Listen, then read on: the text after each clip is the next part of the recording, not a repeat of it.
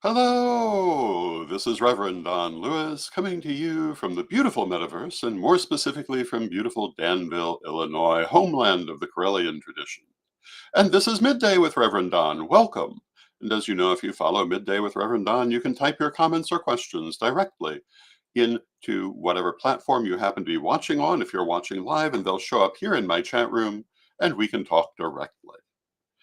And today I'm going to talk about the Correllian Lustration.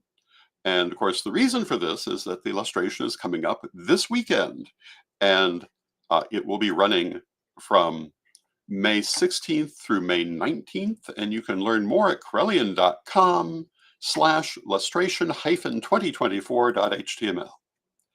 And all this week, I'm going to be focusing on lustration issues, and I wanted to start by talking about what a lustration is. And if you follow Midday with Reverend Don, you probably already know this, but we're going to do it again. And maybe in a little more detail than usual. So the Correllian lustration is a blessing with lustral water, that is, water blessed with light. And in this case, energetic light. The idea of using lustral water for a blessing is very ancient, very widespread. And hello to Reverend Eric in the chat room. It's good to see you. And Reverend Eric says, I so look forward to seeing you in a few days at Lustration. Absolutely. And in the ceremony, the water blessed with light is used to bless the entirety of the tradition. And this was a common form of blessing in the ancient world. It's common in many cultures today. And it is the central act of the Correllian lustration and where the name comes from. In recent years, the term lustration has also been used in some other circles in more negative senses, but that's not how we're using the term. We're using it in its traditional religious sense, which is purification by water blessed with light. And if we talk historically about lustral water, we're usually talking about water that's blessed with either the light of the sun or the moon at particular times. If you bless water under the full moon, for example, that's lustral water. But when we use energy and think of it as a form of light, this too is a way of creating lustral water, and that's what we do in the lustration. The central act in the lustration is to channel the blessing of the Correllian ancestors into the water, which will be used for the lustration itself. And we have been doing this blessing with lustral water a very long time, as far back as I can remember, but it was not a public ceremony until, I want to say, year 2 Aquarius, 2002. And we decided to make it into a public ceremony because a lot of people at that time felt the need for extra protection. They felt the need for extra blessing. I don't remember what was making them feel that need at the time, but you know, people are always in need of extra blessing. And we decided it would be good to make it into a public twice annual event. And we have the lustration of the ancestors, which occurs in the northern hemisphere in the spring, and the lustration of the living, which occurs in the northern hemisphere in the fall. Both honor the ancestors, both honor the living, but one puts greater emphasis than the other on each of these. And for many people, the idea of the way the lustration is arranged, honoring the ancestors in what in the northern hemisphere is the spring, and honoring the living in what in the northern hemisphere is the fall, seems counterintuitive, but you have to remember the Correllian tradition is an old tradition. We've been terming ourselves Wiccan since the late 1970s, but we go back much longer than that. And many of our ideas come from other earlier sources. The reason for the lustration of the ancestors being in the spring is for the influence of the ancestors to grow along with the psychic tide.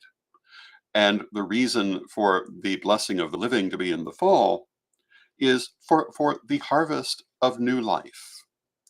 And that was the idea behind it. Together with the fact that, it's just what they did. Um, there may be other reasons no one remembers, but those are the reasons I understand. And it also allowed, with the illustration of the ancestors, to be fairly public with a relatively private celebration around the time of Memorial Day.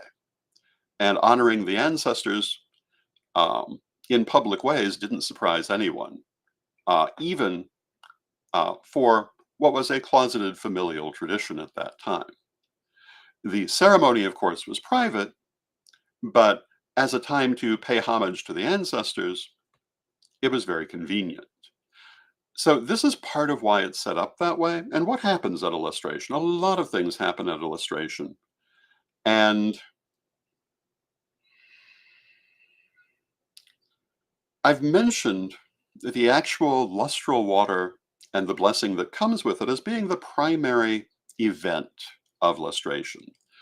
Arguably, even more so is the oracle of the ancestors, which is part of that blessing. So twice a year we receive publicly the oracle of the ancestors. Now, privately, the first priesthood are constantly talking to the ancestors, or at least they certainly should be. Certainly, our new first priesthood and our old first priesthood have always maintained strong ties to the ancestors. Um, this is very important in the Correllian tradition because we have that teaching that life does not end with death, nor does your involvement in what is happening in this tradition end with death. We continue to remain involved forever. It is a multi-generational process.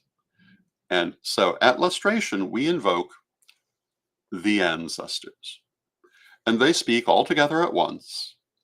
They do not speak as I, they speak as we, and they tell us what they think is needful for us to know. And it, of course, like any oracle, is also subject to the ability of the person to bring it through. Now, at one time, we had a global lustration for the ancestors and a global lustration for the living. Now, today, the lustration of the living is done regionally. So there'll be many of them and many oracles coming at that time, but the lustration of the ancestors is still centralized with a single oracle, which is the guidance for the tradition for the year. It is an important event, and as the person who brought through these oracles for many years, I'll tell you it's also rather exhausting, but it's a very important event for the tradition as a whole. That the oracle and the blessing is the central event of the lustration ceremony, which normally happens on Sunday. And on this lustration will be happening on Sunday, as it usually does. But it's put in the center of what is now a very large ritual recapitulating Correllian teachings about the nature of incarnation and the universe. And it was created for that purpose, to be a recapitulation of Correllian teachings on the subject. If you know nothing about Correllianism, but you attend a lustration and you pay attention to the words of the lustration, you'll come away with a very good understanding of our theology because it is implicit in the entire ceremony. The lustration of the living, which is done regionally, is a more attenuated ceremony than the lustration of the ancestors, but still is a recapitulation of our theology. And it was intended to be exactly that. It was intended to be an encyclopedic description of what the tradition believes. Now, if you ask me before 2002, is that the ceremony we did? No, we did much simpler ceremonies before that because everyone present already knew all of this. But when we made it a public ceremony, we really wanted to emphasize the deeper teachings of the tradition through the lustration ceremony. So The ceremony is it's definitely very high ceremony and happens only the one time a year in the sense of the lustration of the ancestors. And it is quite an event. And if you're watching on Facebook, and hello to Renee in the chat room who says, I'm looking forward to seeing everyone at Lustration. Yes, indeed. And we're looking forward to seeing you. But if you're watching Facebook, you'll see Correllians starting to put up all the things they're doing for Lustration. In fact, the first people have arrived from out of town already. And we want to say hello to Reverend Pam, Reverend Mary, and Reverend Dee Dee, who I had the pleasure of having dinner with last night. And people will be continuing to pour into Danville through the week for the purpose of this lustration. You'll see people putting up their new regalia that they're working on. You'll see people putting up various craft items that they're working on. At this very moment, people throughout the Correllian tradition are busy creating what will be the look of the event. And it is, in my opinion, a very beautiful event. So that kind of describes for you the lustration ceremony, but there are a couple of things to be said about the lustration ceremony and about the entire weekend. And one of them is that we work with very strong energy. Reverend Dee Dee recently wrote about this in beautiful detail. And hello to Ricardo in the chat room, and hello to Brenda in the chat room. And Brenda says, "Morning, Lord Don. See you soon." And Brenda is part of the team that is organizing this lustration through Pure Sanctuary Temple. But we work with very heavy energy, and one of my favorite lustrations one of my favorite lustration stories that I'll probably be repeating tomorrow is from our Salem lustration back in 2009. And what would go on to become a very prominent high priestess was at her very first lustration and was asked to do, I believe, the blessing of the salt in the water. And she was highly competent. She knew what she was doing. She came to the altar and she starts to do the blessing. She finds she's shaking like a leaf. And this woman is accustomed to public appearances. It's not like she's suffering from stage fright. And she's saying to herself, what's going on? And she ends up doing the blessing, taking up the conjoined salt and water, turns to the room, and everyone's doing this, projecting their energy towards her. A room full of Correllian high priesthood and archpriesthood. And she said it was some of the strongest energy she'd ever felt. Do be prepared for strong energy at a lustration. It is a very strong energy. Now, at this particular lustration, we also have another very special event happening. I've already talked about it at some length, but I'm going to mention it again now, which is the double investiture of the new first priesthood, Lady Alyssa and Lord Phoenix. That will be happening on Saturday. And the plan is that it will be happening on the banks of the Vermilion River, which is the sacred river of Correllian tradition. The Correllian tradition literally developed on the banks of the Vermilion River, not quite in the place we'll be using, but in the location known as Under the Hill, which was literally on the banks of the Vermilion River. And it will be using water directly from the Vermilion River. It is the first double investiture since 1979, or in 45 years. In 1979, it was Lady Crystal and myself who were invested. And I never thought that I would live to see another double investiture. But lo and behold, I have, and I'm actually really very pleased by that. For me, this is part of being confident about the future, of seeing the future taking shape while I'm still here to see it. And of course, I would see it as an ancestor, but it would be harder for me to take any kind of supporting role in it, although the ancestors are constantly there to support. But this time I'll actually be in the ceremony in a physical form, which I never thought was going to happen. So I'm looking forward to that in a bit of a bittersweet way.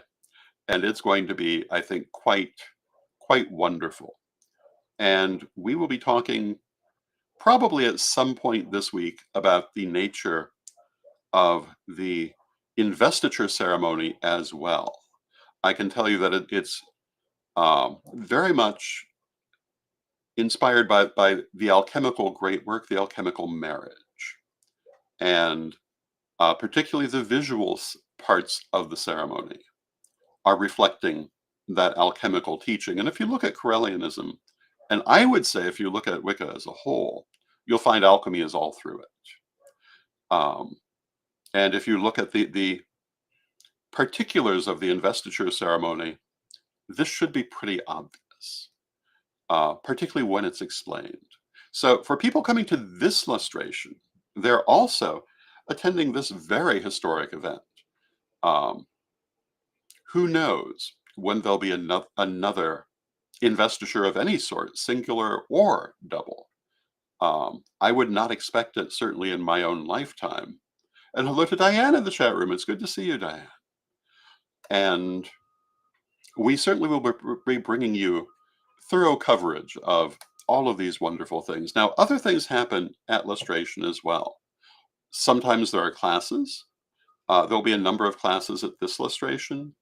At this lustration, there will also be several festive dinners, including a dinner for the 4 seasons and the silent supper, which is part of the investiture.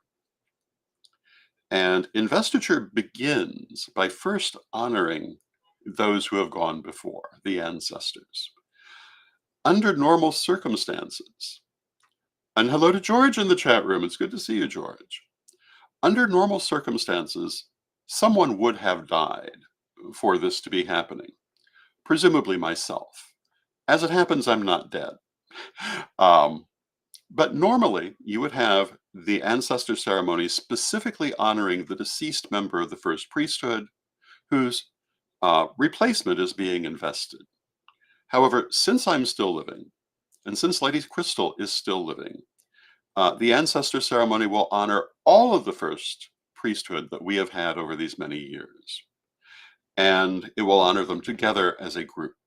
And part of that is the silent supper, which is exactly the same kind of silent supper that you might see at a Samhain ceremony. It is meant to honor the spirits and begins the vigil of the first priesthood, who will be expected to remain in silence until the beginning of the actual ceremony the following morning in a vigil with the ancestors. We do make an exception for dealing with children, since Lady Alyssa has children. But generally, the only people they should be speaking to during this time are the spirits of the ancestors, who may have a lot to say to them. And that is the beginning of the investiture. We also are going to have a retirement party for me, because I am retired in office. That means I'm still one of the first priesthood, but I'm retired from daily duties. That will be happening Saturday night, and that should be quite the event. It will be having the 4 Quarters feast, which I think in and of itself is going to be breathtakingly memorable. I have a clue what's going to be served, and it is magnificent. There will also be, during the course of the weekend, a home-style barbecue in honor of the new first priesthood. And, it's going to be a great time. And of course, the other thing is there's always lots of social time set aside. Because one of the biggest aspects of a Correllian lustration is actually the social time. For most of our people who actually come to lustrations, this is the only time of year, sometimes the only time in several years, that they get to see other Correllians physically in the flesh and spend time talking to them in person. Now, they may talk daily online. I was speaking with Reverend Brenda and Reverend Pam last night, and they talk daily online. But it's wonderful for them to have the chance to be together personally at this time. And there's never anything quite like being able to give someone a hug, and just sitting in the same room with them. So for a lot of people, that's a big part of lustration. Um, Over and above all of the ceremonies, the classes, and whatever else is happening, spending time with each other, because we often say we're a family, and we feel that we're a family. We certainly began as a familial tradition, and for most people, lustration is a family reunion, and that's very much how they feel about it. And that's very much the atmosphere. A family reunion with very high ceremony thrown on top of it. Another thing that will be happening during the weekend is the temple deeming. And if you've never seen a temple deeming, the temple deeming is part of the Correllian temple making process. And the deeming happens at lustrations, and it is coordinated by the Templar Grand Deemster.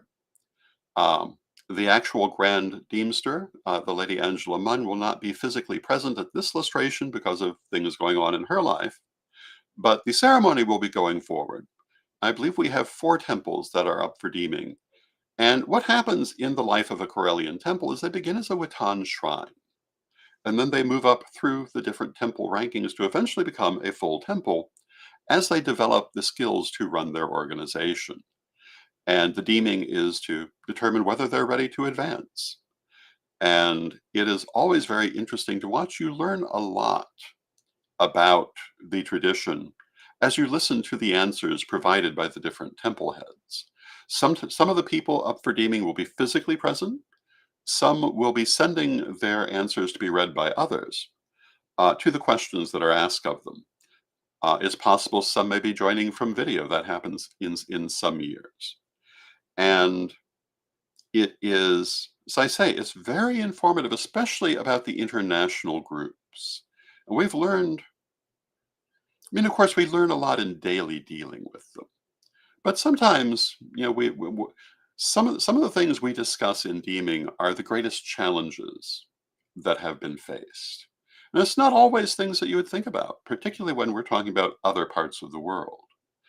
And so that's always a fascinating thing, and that will be happening. Um, Let me just check the schedule to make sure I'm telling you the right thing. That is happening on Friday, currently scheduled for 5 p.m. And it should be quite an interesting um, event for everyone. And George says, "Hello, Don. I've enjoyed watching your daily podcast and learning about your family's tradition." Thank you, George. That makes me very happy. It We plan to bring you lots of coverage of lustration this coming weekend. It is always a festive occasion, always a very joyful occasion, and I will have to say, how can I put this? After doing illustration at the Parliament of the World's Religions in Toronto, someone did make an interesting comment that I think was a compliment, but she said that up until now, she had thought the Andreac Vein had the most complex rituals that she had seen, but they had nothing on the Correllians. And that does kind of describe illustration. Um, it is, as I say, the encapsulation of our theology. Um, Very, very big on pageantry, very big um, on visual aspects as well. And I've always felt personally that people like that strong visual presentation for certain things. Now, if you come to an ordinary Correllian ritual, it's going to be very laid back. We normally are. If I'm doing ritual, there aren't going to be robes. Um, there's not going to be a quote script. There probably will be an order of service. Everything will be done from the heart. It will be very spontaneous, very in the moment. Not every temple follows that pattern. Some are more formal. But generally speaking, in our ordinary rituals, we're very laid back. And for ordinary worship and for personal growth, I think that's very important. I'm not a great believer in scripted ritual for your ordinary use. Lustrations are very different, but they're very special. And as I say, the lustration of the ancestors is once a year and often involves people who have not had any chance to rehearse it. Sometimes they get their part right before it starts because it's not uncommon someone will not be there at the last minute for one reason or another. Sometimes even very important parts have had to be switched out at the last moment because someone was ill on that particular day, or there was a traffic problem, or all kinds of different things. So it is a much more scripted ritual, but it is, I think, a very memorable one. And the fact that it is the same ritual, more or less, every time, I think does give it a certain power of its own. So if you go to our Correllian TV archives, you can look back at Correllian Lustrations for 19 years and see the different ways they've been staged, the different developments, how certain things have changed. And, I mentioned we did the first public lustration in 2002, but the ceremony has certainly evolved since then. And one of the ways that it evolved is it involves far more people because we found so many people were coming from it that we wanted to involve as many people as we could. I think the largest number of ritualists illustration has ever involved was 46. And that was very memorable. Um, it is it is very much a group effort. So I hope you'll join us for the coverage of that. Now tomorrow, I am going to be talking about memorable lustration events from the past. I told my story about the 2009 lustration today. It might get told again. But there are so many other things I can talk about. I can talk about the time we had picketers, for example. I can talk about the time we had evangelical Christians banging on the door. I think I will talk about that. But I can also talk about so many wonderful things that have happened at lustration. The one thing that's always true is that there's scarcely a minute to breathe from the time it opens to the time it ends. And something is always happening.